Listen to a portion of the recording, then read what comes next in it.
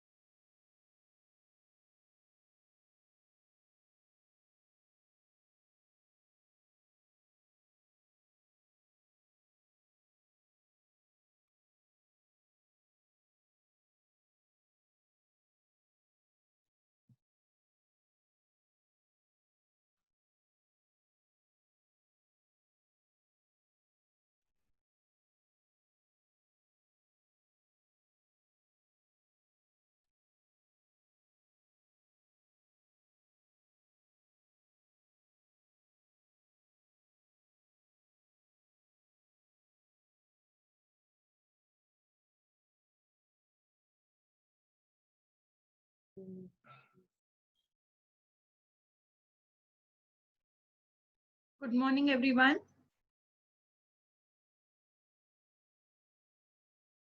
Good morning, ma'am.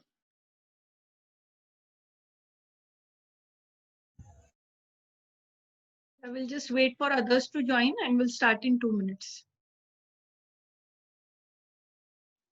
Yes, ma'am.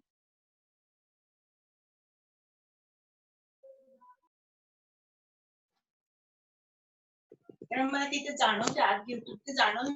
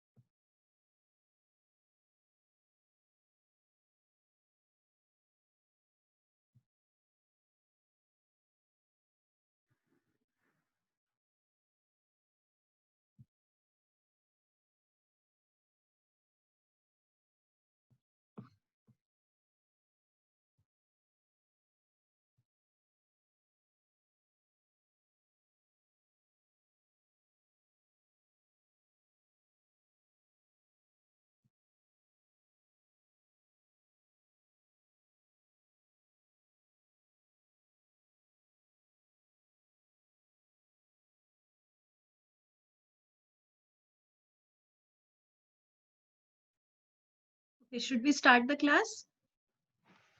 Yeah, ma'am, we can start. Okay.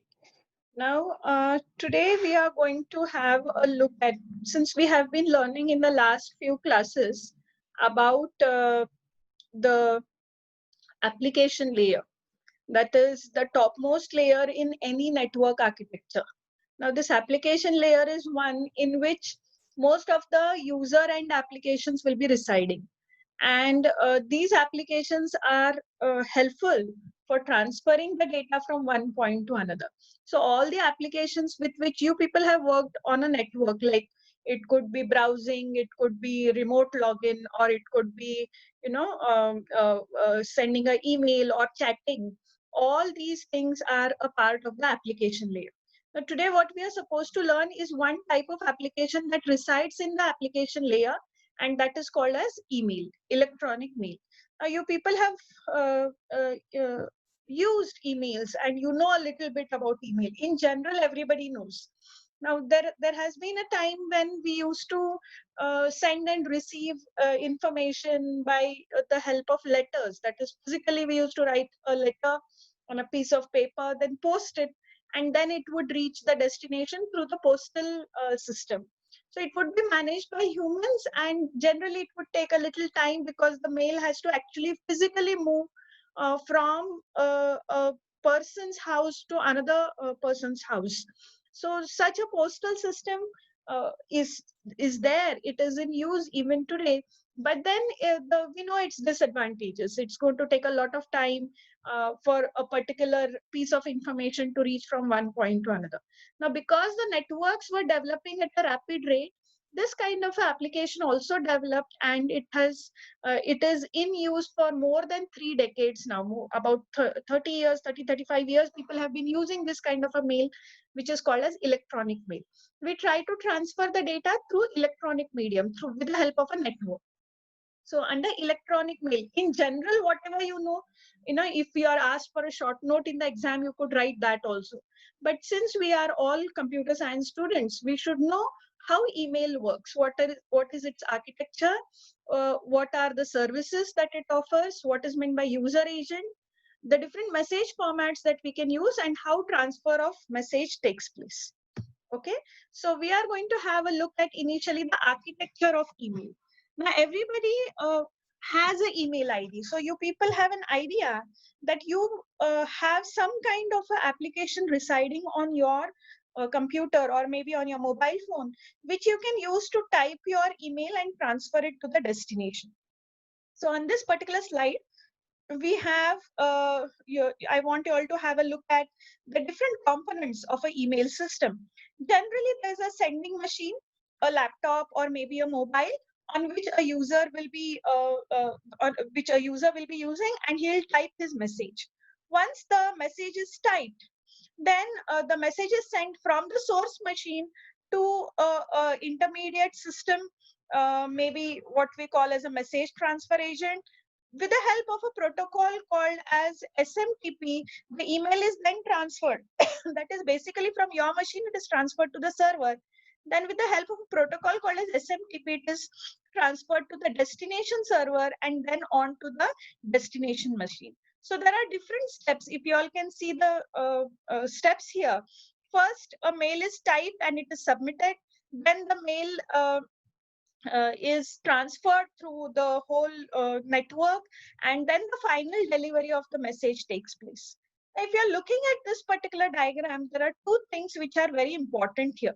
One is the sending machine, the second is the receiving machine. Okay, so you have the sender and you also have the receiver. These two machines could be computers, they could be laptops, they could be desktops, or they could be mobile phones, anything. And in between, you have the sender's server and the receiver's server, which is the transfer agent. So basically, an email system is made up of two important components. One is called as the user agent, and which is present at both the sides, and the other is called as the message transfer agent, which is an intermediary. So you have the sending user agent, you have the receiving user agent, and then in between what you have is the message transfer agent. So this is how what the architecture of an email system looks like. Sender, which has got user agent present in it, the sender's server, which has the message transfer agent, the receiver server, which again has the message transfer agent, and the receiver machine where the user agent is present. The whole system is managed with the help of this protocol, which is called as Simple Mail Transfer Protocol, that is SMTP. Okay, now we will go into details of this. We'll try to understand in detail what are these two components. As I told you,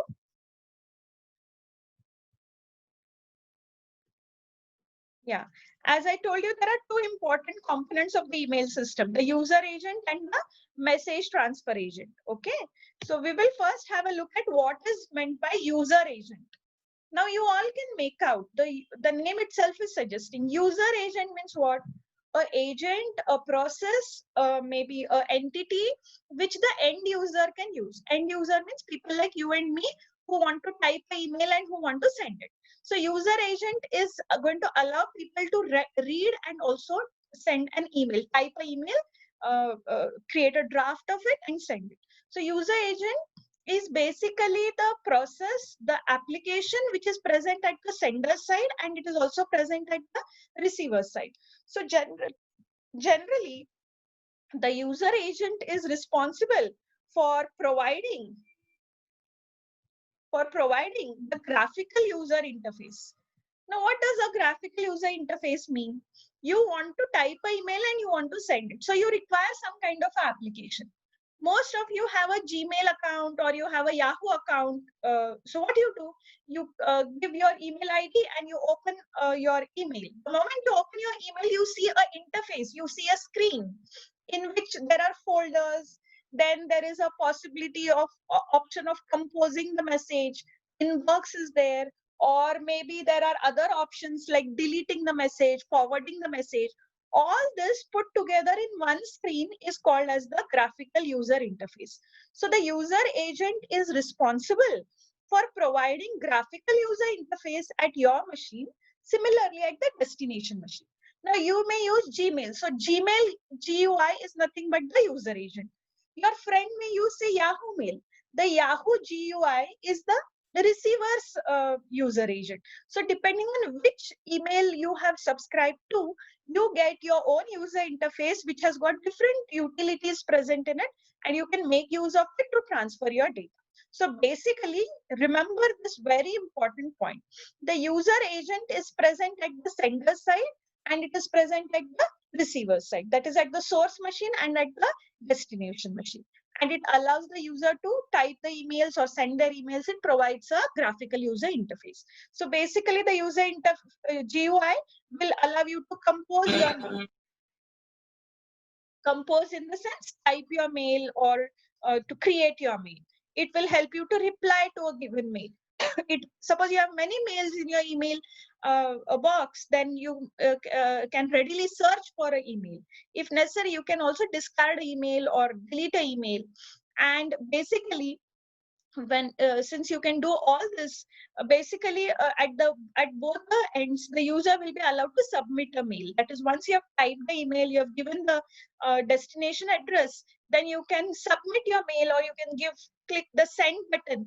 And once the mail gets submitted, once you have typed your mail and composed your mail, then once you have submitted your email through the email system, that is from your machine, with the help of message transfer agent and SMTP, it goes to the destination and the mail will be transmitted, reaching the end user at the other side.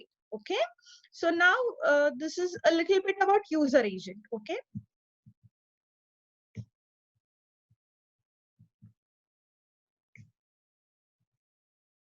All right. Now we will continue with user agent again.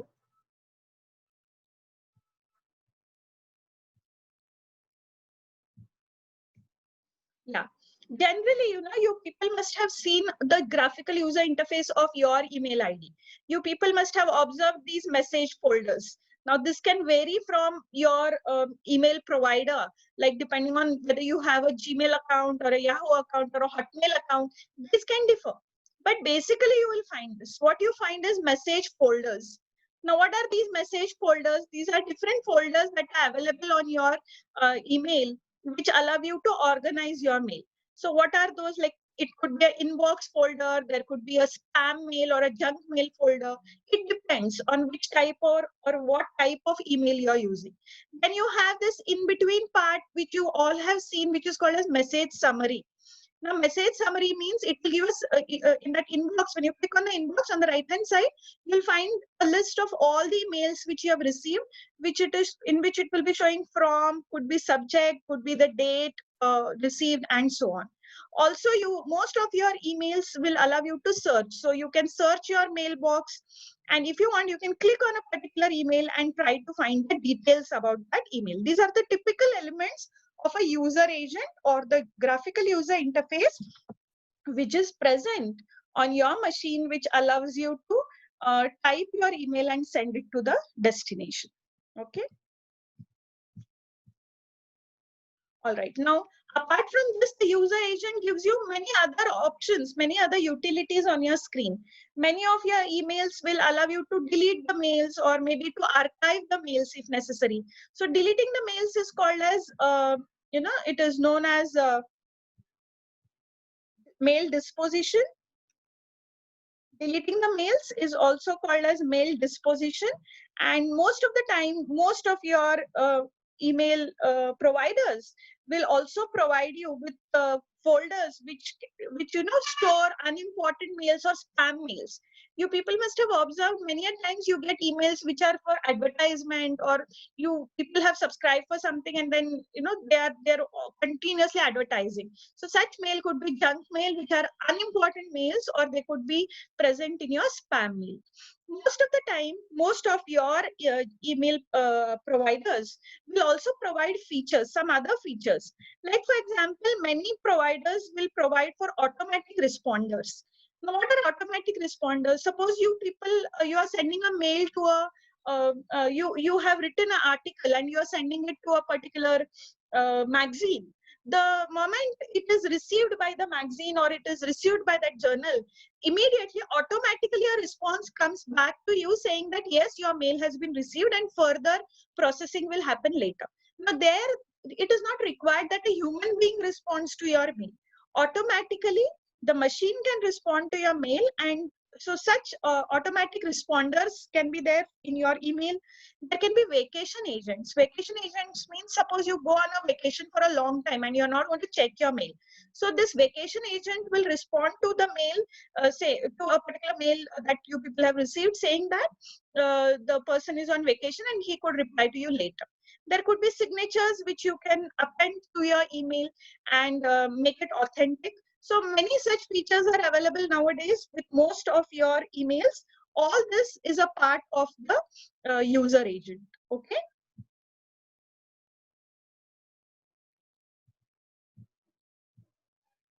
All right. So the next thing that we have is the message transfer agent. I told you two important components. One is user agent. Second one is message transfer agent. Now, what is the message transfer agent responsible for? It is responsible for moving the actual email messages from the source to the destination, all the way through the network. The message needs to be moved, it needs to be transferred, and that is done with the help of message transfer agent. Now, usually these message transfer agents are not present on your machine, that is on user's machine. They'll be present on the email servers. For example, Gmail server, the Yahoo server, Hotmail server, or any other server. There these processes will run, which are called as message transfer agents. Now, these message transfer agents generally make use of simple mail transfer protocol, SMTP. It's a simple mail transfer protocol which is used by most of the email providers. They make use of this protocol to transfer the email. So once the email has reached the destination or maybe to the server, then a report is received back giving the delivery status. Delivery status means whether the email was delivered correctly to the user or not. That can be obtained with the help of delivery status. Okay. Most of the message transfer agent will also implement say CC, carbon copies, or priority mails, or a mailing list. Means one mail you people have sent to multiple, that will also be handled by the message transfer agent. Or carbon copies, many a times one mail you want to send it to 2-3 people, a carbon copy of it you want to send it to 2-3 people. That is also going to be handled by MTA, that is message transfer agent. These message transfer agents are responsible for maintaining the mailboxes at the server side. Okay. Now, the next thing that we must know is message formats. Now, before I tell you about message formats, let's quickly go back and have a look at this particular diagram once again. Are you able to see the diagram, Rishikesh? Yes, ma'am. Yes, ma'am. Okay. So you all must be able to observe this. The user agent is at sender. The user agent is present at the sender, and the user agent is also present at the receiver. Message transfer agent is present at the source mail server, and it is also present at the destination mail server. It is going to implement transferring of messages. So both we know now. What is the user agent? What does it provide? And what is message transfer agent? And what is its function? Okay. Now the next thing that we must know related to emails is what is meant by message format. All right. Now this is quite important. Many a times when you people type your email, when you are going to transfer your email, the email is going to be transferred to the destination in a particular form. So there are different message formats that have been defined, but most of the message formats have got two parts. As you all can see on the screen, there are two parts. One is the header and the body. So when we type our mail, you people must have seen, or even for that matter, suppose not email, just a postcard. Generally, we write a letter and we put it inside an envelope. So the actual letter is written on a piece of paper, and envelope will wrap it or encapsulate it. Like that, your actual message, to it the header is attached. So actual message is present in the body, and the header is going to contain the address and all that. Together, it will allow you to transfer the data to the destination. Most of the time, you people must have seen, those who have a Gmail account, you must have seen these options which are present on the screen right now. You have a to field, or you have a CC field or a BCC field. That is, to means the address of the recipient to whom you want to send. CC means multiple recipients, or one primary recipient could be there, other secondary recipients could be there. So such options, it depends on which email ID you are using, but these options are present in most of the emails providers, and they contain two parts. One is the header, which contains the destination address and all that, and the body, which contains the actual message. Okay. Now, there are different message formats, as I told you, but one important message format which is used even now commonly in most of the email by the email providers is MIME, that is multipurpose internet mail extension. Now, MIME is basically a message format. It has created a standard message format which most email providers can use. For example, Yahoo works with the help of MIME, or Gmail works with the help of MIME. They have, the message format is quite fixed, and it is used for routing the message from the source to destination. Usually the message format in MIME, whichever email you are using, the message format will contain two parts.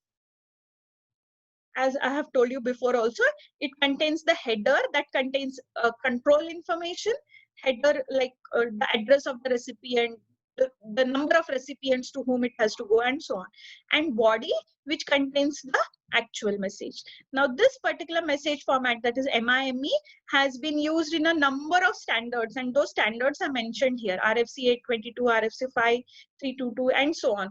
All these basically are message formats only, and MIME is one such format which is commonly used. So MIME is widely used internet message format, and it is standardized in all these standards, that is RFC 2045 and so on. Till now, MIME is commonly used, but today, in today's format, the new version of MIME contains 5 message headers. Now we are going to have a look at those message headers shortly. Yeah, so all of you can have a look at what are those message header, if at all any email provider, like for example Gmail, is making use of MIME, then what is the header going to contain? Generally, the MIME header contains the MIME version, that is which version of MIME format we are using. Then content description, it is basically a string telling what is in the message, what it contains. Then content ID means a unique identifier for that particular message, which identifies that message. And content transfer encoding, which will tell how the body is wrapped for transmission. And content type. Content type in the sense, what is the type of data that we are sending? What is the type of message that we are sending? Sometimes it could be text message, sometimes it could be audio message, it could be video message. So content, type of the content that we are transferring is the 5th field. So you all can have a look at all the 5 fields. The first field is MIME version, second field is content description, third field is content ID, then content transfer encoding, content type. Now we need not know too much about it, but at least we must know that most of the emails which we are using today, they make use of MIME. Okay, now have a look at this, the type of message. The type of message, as I told you, could be plain text.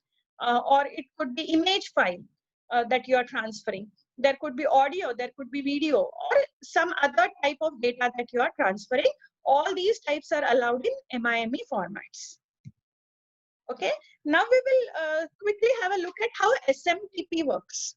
As I told you, SMTP stands for Simple Mail Transfer Protocol, between the sender and the receiver, from the sender server to the receiver server. In between, the MTA, that is message transfer agents, will make use of SMTP to transfer the data. So how does it work? I want you all to have a look at both the columns that we have here. Initially, the sender will type his message and make it ready. The SMTP basically works with the help of TCP. So the sender will create a TCP connection. Sender will create a TCP connection. Because TCP is a connection oriented protocol, first a connection is set up between the sender and the receiver. So TCP connection is set up on port number 25. And now once it has initiated the TCP connection and port number 25, after that it will wait. So sender is going to set up a connection on port number 25 and then it is going to wait. Now what the receiver will do? Receiver will reply with its own identity. That is, it tells whether what type of machine it is, that is from the source machine to the server I'm telling. So it replies with its own identity, what is the machine, and then it will also tell whether it is willing to accept that message, and after that it will wait. So sender and the receiver have now initially shaken hands. They have set up a connection. Port, particularly for SMTP, this specific port is used, that is 25. After the TCP connection is established, sender will wait. Receiver will in turn, reply to that connection, reply about its willingness to accept the message, and then it will wait. Now what the sender will do next? Informs the sender and the receiver email address.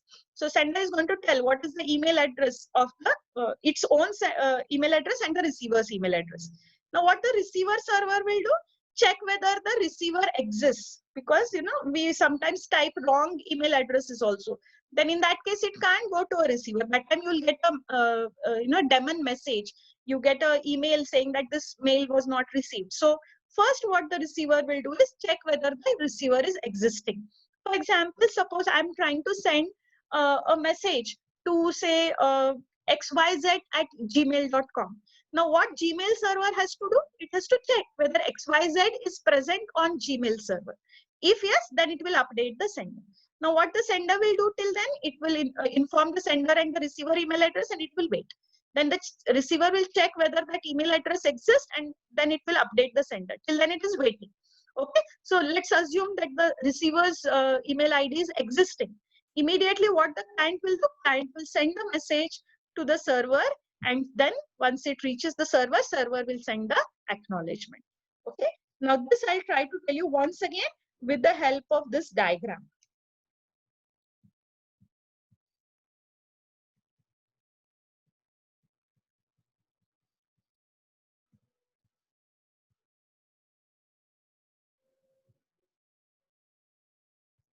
Okay, now you all can see, can you all see, Rishikesh, you can answer for me. Can you all see this diagram? Yes. Okay, so now Yes, I ma'am. try to tell you between these two machines, that is between the sender and the server, not the destination. I'm just telling right now between the sender and the server. Then you have to take into consideration the destination server and the receiver. Okay, so how it will happen? Sender will set up a connection from the sending machine onto the source server, then to the destination server. This happens on port number 25. So once the connection has been set up between the sender, the message transfer agent, that is the server, the sender server and the receiver server, then the sender is going to wait. Now what the receiver server is going to do? It is going to reply telling its willingness to accept the message. So now what the sender will do? It will inform. It already the message is typed, the mail has been submitted. So it will, with the help of message transfer agent and SMTP, it will inform the destination address. Now what this machine will do, it will check in its own mailbox whether that particular destination xyz@gmail.com, whether xyz user is present or not, that it will check and it will reply back.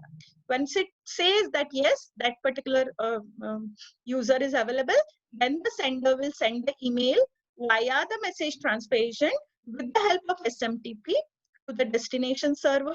And once the user has logged in onto the destination machine, the user is able to get the message. Okay, so this is how the SMTP protocol will work.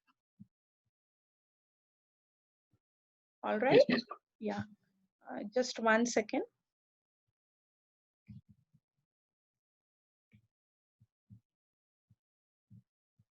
Okay, so I have covered email in today's class.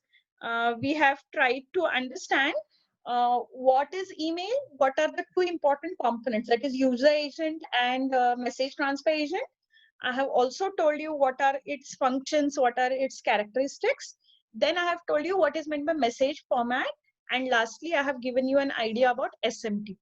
Now, these are the limitations. What you see on the screen right now are the disadvantages of SMTP protocol. But very commonly for email transfer, this particular protocol is used. Okay. Now we are going to stop here because we are running out of time. Tomorrow again at 11 o'clock, I will be engaging the class and I will be taking HTTP. So I think with that, this particular chapter will be over. This is a very small chapter. So tomorrow we'll be able to cover up HTTP. Okay. If there are any doubts, we still have about 2-3 minutes left. You people can ask me.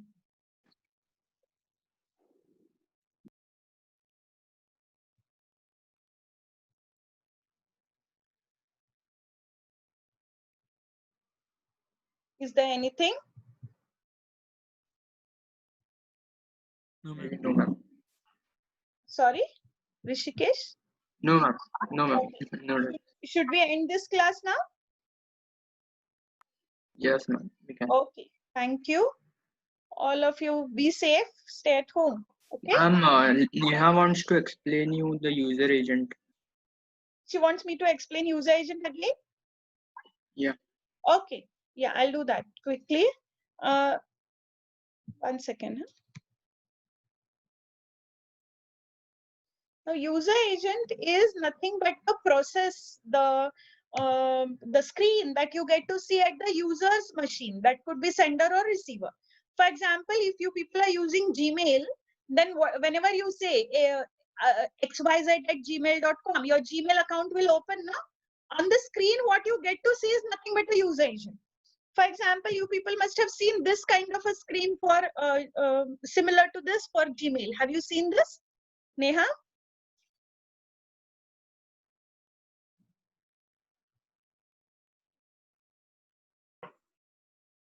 Hello?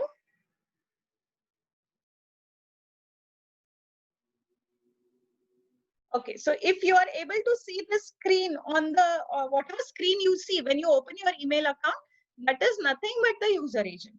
So what is there in the user agent? It will allow you to compose your message. It will allow you to delete your emails. It will allow you to manage your emails. It will show you a summary. All that is a part of the GUI, that is graphical user interface. So basically a user agent will allow you to compose your mail, reply to a mail, search your mail, and so on, or delete your mail and so on. Okay. And many a times there are many utilities depending on which email provider you have subscribed to. Different utilities are present, like spam mail you can mark, or sometimes many a times some email providers allow you to automatically respond to certain emails. For example, if you have an email for your workplace and you are getting some official mails all the time, maybe sometimes you're not on your place, you have gone somewhere else, automatically you can make that setting so that automatically they can respond. Those emails can be responded to. Or there can be vacation agents. That is, sometimes when you go on a long leave or on long vacations, you are unable to respond to your emails. At times, such vacation agents will respond to the email. Signature block means you are able to attach your own signature and authenticate your email by including your signature. Such utilities, I don't say all email providers provide this. Depends on the kind of subscriber provider you have subscribed to. Okay. All right. I hope I'm clear now.